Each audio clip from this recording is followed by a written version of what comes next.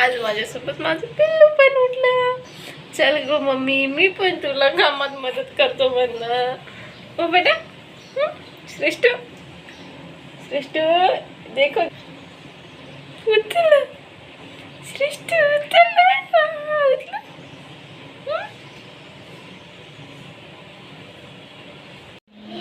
रोजच्या प्रमाणे उठले आणि कामाला लागले. देवाला दिवा वगैरे लावला, फुलं वगैरे आणले होते, फुलं वगैरे ठेवून घेतली, देवाची पूजा केली. आणि श्रेयांश उठलं की रडत होता, मॅगी खायची म्हणून त्याला मॅगी करून दिली.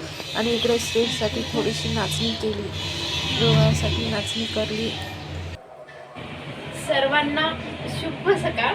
कसे आहात मंडळी? मजेत ना? अगदी मजेतच असणार. चॅनलवर नवीन असाल तर प्लीज चॅनलला सबस्क्राईब करा बरं का. चला तर मी तुम्हाला आज सांगणार आहे मेथीचे धपाटे कसे करायचे. चला तर मग पाहूया. धपाटे करताना तुम्हाला होईल तेवढा जास्तीत जास्त कांदा टाकायचा. कांदा आणि चिरताना बारीक चिरून घ्यायचा कांदा. जेवढे तुम्ही कांदे जास्त टाकशाल धपाट्याला तेवढी टेस्टी येणार. लक्षात ठेवा, कांदे जास्त टाकायचे धपाटे करताना. म्हणून मी इकडे कांदे कट करत होते आणि चाकू तिखट नसल्यामुळं कांदा काय मला लवकर कट होत नव्हता. तरी पण तसंच करून इकडं कांदा कट करून घेतला. बारीक बारीक कांदा चिरून घ्यायचा. पुन्हा मग कोथिंबीर घेतली. कोथिंबीर पण भरपूर घ्यायची. कोथिंबीर पण बारीक बारीक कट करून घ्यायची. जे का तुम्ही धपाट्यात करता ते चांगलं बारीक कट करून घ्यायचं. टेस्ट छान होते, खायला पण चविष्ट लागते. कोथिंबीर बारीक चिरणं झाली की लगेच आपण मेथी घेऊया. मेथी अगोदर निसून ठेवायची, निसून घ्यायची. चांगलं निसून धुवून त्याला वाळू घालायचं. मी ते सर्व केले, निसून वाळू घातले आणि थोडी थोडी मेथी घेत होते कट करायला. आणि बारीक कट करायची मेथी. आणि मेथीमध्ये काड्या काड्या राहू द्यायच्या नाही, पानं पानं घ्यायचे. काड्या काड्या राहिलं तर खाताना कचकच लागतं. मेथी पण बारीक चिरून घेतलं.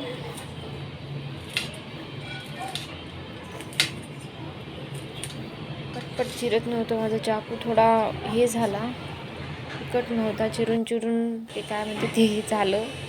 आणि जिरे घ्यायचे, जिऱ्याची बारीक पावडर करायची वाटून.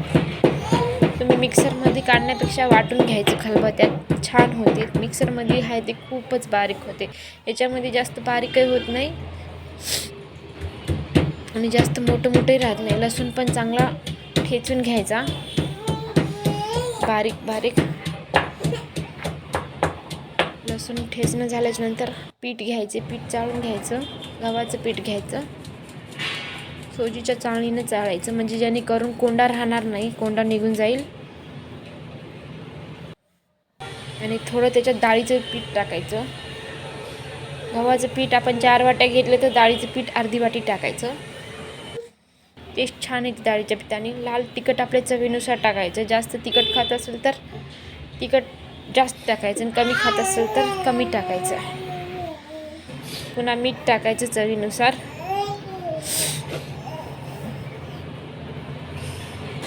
हळद टाकायची, पुन्हा हळद टाकून घ्यायचं.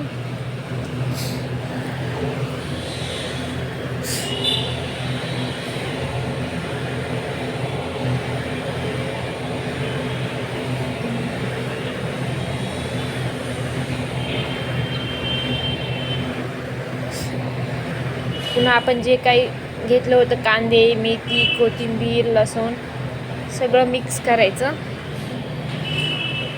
कांदे टाकून घ्यायचे, मेथी टाकून घ्यायची.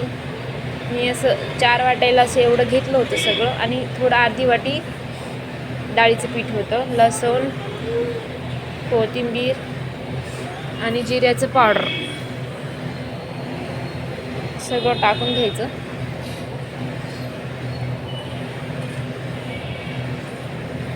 टाकून घेऊन चांगलं मिक्स करायचं. एकजीव होईपर्यंत चांगलं मिक्स करायचं. मीठ मिरची सगळं सगळीकडे गेलं पाहिजे. ते चुरल्यानंतर सगळं करावं म्हणलं तर होत नाही, त्याच्यामुळं आधी चांगलं सगळं व्यवस्थित मिक्स करून घ्यायचं पिठामध्ये.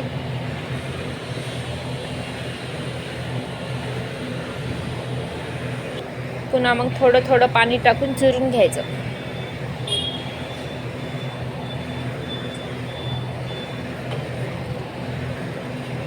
थोडं थोडं पाणी टाकून चुरून घ्यायचं. पीठ चूर्ण झालेलं आहे आपलं. असं पीठ चुरून घेतले मी, ठेवले घेऊन. पुन्हा मग एक कॉटनचा कपडा घ्यायचा.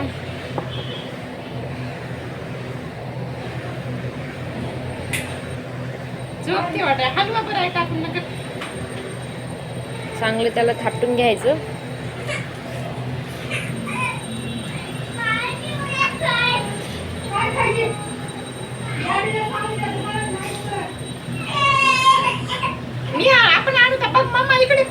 तसं थापट नाही, पाणी लावू लावू थापटून घ्यायचं.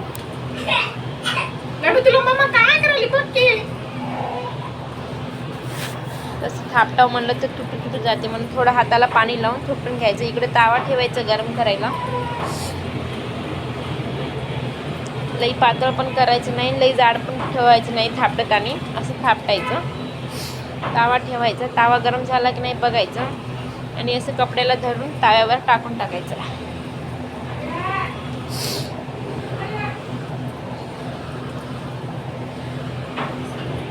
जाड ठेवायचं नाही, सेम ठेवायचं सगळीकडे साईज.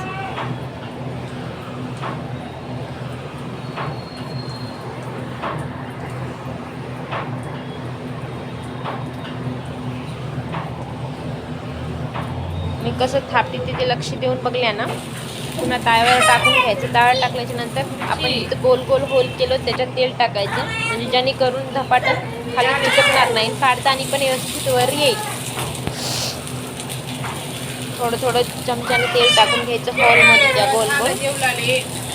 पुन्हा परतून घ्यायचं उलटं नेणं.